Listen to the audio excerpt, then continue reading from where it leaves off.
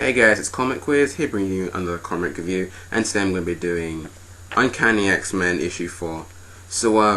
Yeah, this issue pretty much expands more upon what happened in All New X-Men issue 10, whereby Scott Summers came to the new Jean Grey Academy and pretty much tried to recruit some new students from their school, pretty much like to poach them.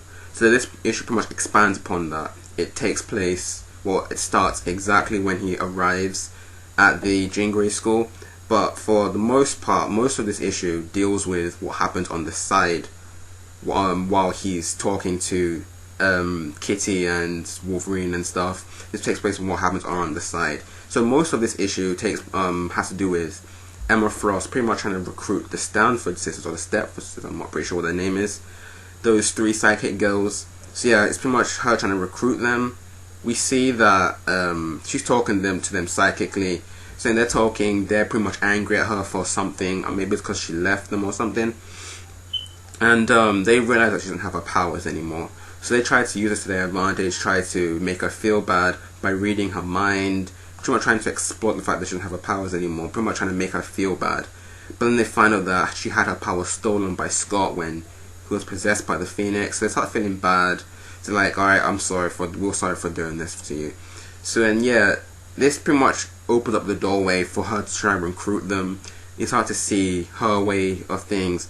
They start to they start to buy into her, what she's trying to say, and pretty much she wins them over. Also, they talk about the original X-Men being in the present.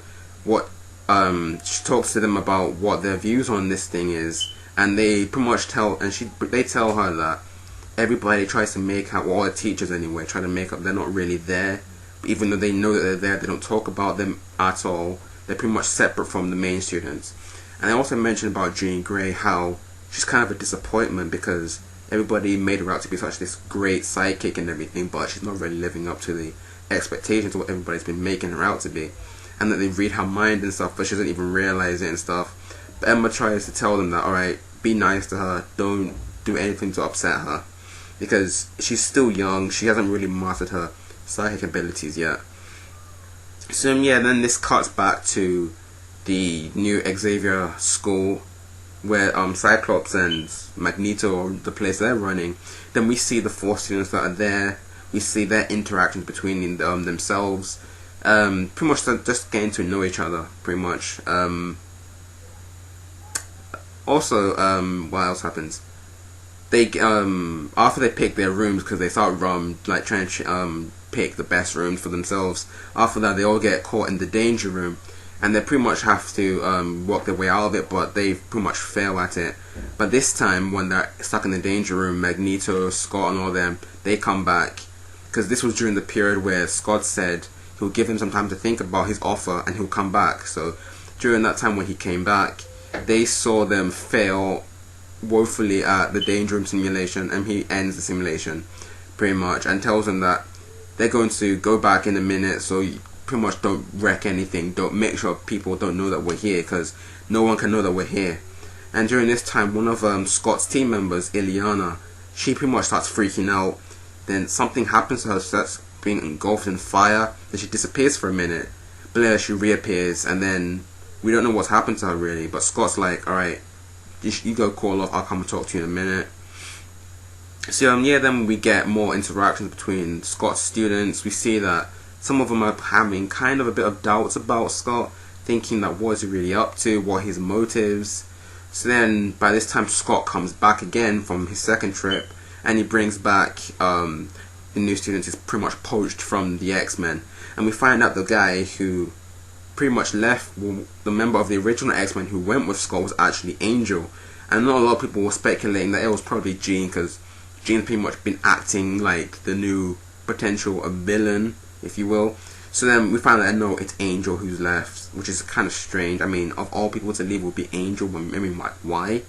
Because if you think about it, he's the one that wants to go home the most, and the fact that he actually left and went with Scott and all that doesn't make much sense really.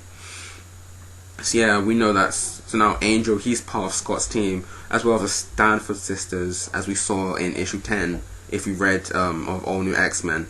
So yeah, they join Scott's school, But then again, Ileana freaks out again, and she starts becoming engulfed in fire, and that's where the issue ends.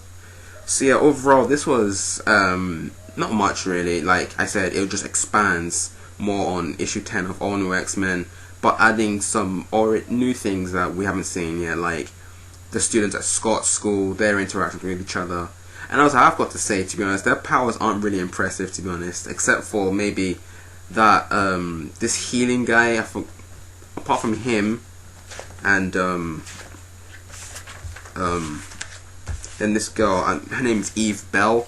She's got this ability to manipulate time and space. That's a pretty interesting power. But aside from that, everybody else is not really impressive, really. Yeah, this guy named Benjamin Deeds. He's got the ability to pretty much chameleon-like abilities. When he's around somebody, he pretty much takes on their appearance. As we see in this issue as well, when he's talking to Eve, then as he's getting closer to her, he starts like changing into her, looks exactly like her. But apart from Eve and maybe Benjamin, everybody else is not really impressive. Like that Christopher Moose guy, he's got healing powers, that's alright. But this other guy, Fabio, he's got golden balls to make golden balls, literally golden balls, which is I don't really see how that's useful, to be honest. So not really an impressive power, but oh well.